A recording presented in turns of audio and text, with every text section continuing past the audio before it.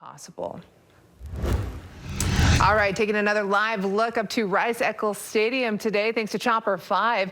Just a reminder, kickoff for tonight's game against the SUU Thunderbirds is at 7 o'clock. So some folks are getting started a little early there. Yeah, make sure to stay with KSL all evening long as we continue our team coverage of Utah's start to the football season. Kevin, looking at some of those pictures there, it looks like there's a gentle breeze that's going through the parking lot. Light winds, not a big deal out there, but oh, what a great shot from Chopper 5. Yeah, beautiful. He better clear enough for the jets to go by. Yeah. Right? They probably have to clear that airspace coming Yeah. up. But temperatures are actually... You're watching KSL News at 4. It is an exciting day here in Utah. The first Utah football game of the season is about to get underway just a few hours now at Rice-Eccles Stadium. The energy is electric. Yeah, it's already in here, right? It's is. into our studios here. Let's go straight to Deanie Wimmer. She's live on scene right now. The first Utes tailgate of the season here, Dean. We can hear it. I was going to ask you what the vibe is. I can hear and feel the vibe from you right now. Yeah, the vibe is cooling the gang to come together. It's up to you. What's your pleasure? Everyone around the world, come on! We've got music, we've got brats, we've got fun and food, as you can hear. Look at this cute little guy. I'm going to just step out here. That is what the fun is going on here. Now, I want to show you live from Chopper 5 above. You probably see a lot of red tailgating tents, red shirts, and people walking to the game. Maybe the red seats of the stadium. Everybody is game on for this big day. And on this first day of the season, there are some stats that I want to share with you to kind of give you an idea of why there is so much excitement. Of course, this is the season opener, the long-awaited first game of the season. It's the Utes' first game as a Pac-12. I mean, not as a Pac-12, that's the old game. As a Big 12 team. That's big. It's also quarterback Cam Rising's first game in more than a year. He was injured last year, so a lot of anticipation on that end. And make the meals healthier. And we'll check in on the crowd getting ready for the Utes football game, the first one of the new season. We'll be live from Chopper 5. Stay with us. Emma Benson, KSL-5 News.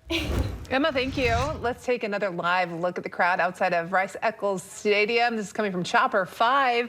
The first Utah football game of the season kicks off in just over an hour. All right, getting things rolling out there. A lot of sunshine. They're necessary. Looking forward to that, and we continue our coverage ahead of tonight's University of Utah football game. If you will be driving there right before kickoff, what you need to know about parking, that's coming up in our 6 o'clock hour. Okay, when most people think about skunks, they... New tonight, UDOT has been working on trying to make Ogden Canyon safer for drivers. Now, you may remember a petition was created asking UDOT to do just that and more. News specialist Brianna Chavez breaks down the safety improvements that drivers could see once completed. UDOT says this construction project was already set to begin before this petition was created back in July. And while it doesn't necessarily meet all the needs of the petition, UDOT says that this is a start.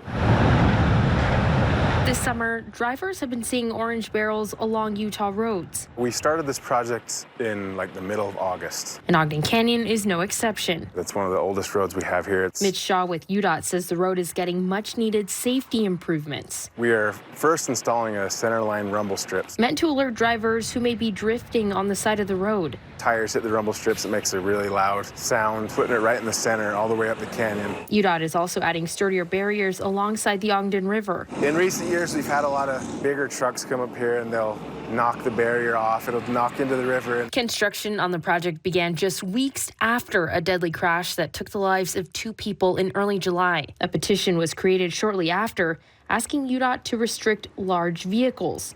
I could just speak for myself. I've been in this position for 3 years now, and I haven't heard from that many members of the community on any issue.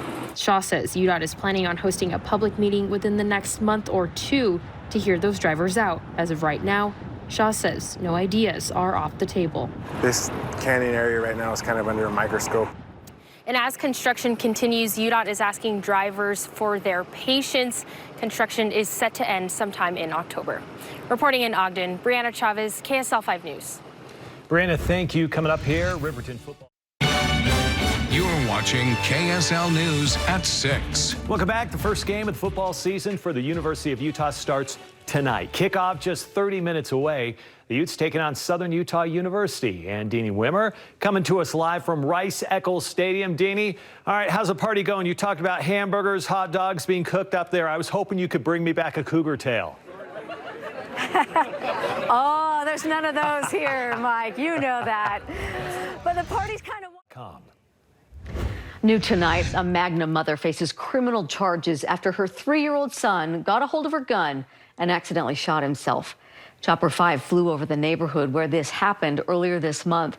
Prosecutors say Melanie Delgado left her gun on a shelf as she entered the bathroom of her home. That shelf broke, and her little boy picked up the gun and shot himself in the foot. The child had emergency surgery and is recovering. Delgado's now charged with aggravated child abuse. We now know the name of the Grantsville woman killed in